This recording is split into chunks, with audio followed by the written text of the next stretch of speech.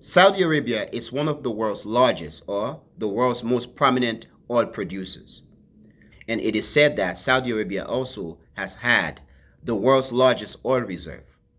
Of course, recently the United States is said to have overtaken Saudi Arabia because of fracking and all of these methods, to the point where the US is by now the largest oil producers in the world. Even though the United States does always call on Saudi Arabia to produce more. Because, to be honest, the United States economy drinks oil. When you factor in all the cars that burns oil, you factor the United States military ventures or activities around the world, or even in the United States. The U.S. as a country, the United States military, and other U.S. institutions, they drink oil. The world's economy needs oil.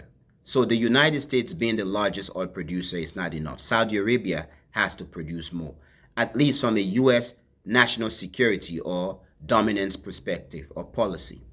Now, as of Saudi Arabia, Tesla and oil, I am very surprised and confused about why Saudi Arabia wants Tesla to open, or why Saudi Arabia is going to allow Tesla to launch, to open into Saudi Arabia, into the Saudis market, especially when the business policy, okay, or strategy of Tesla basically counter is an opposite to what Saudi Arabia is today.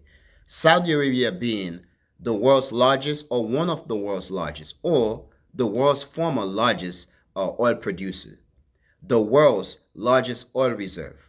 Why is it that Saudi Arabia will allow Tesla to launch in Saudi Arabia while at the same time Tesla is an electric vehicle industry?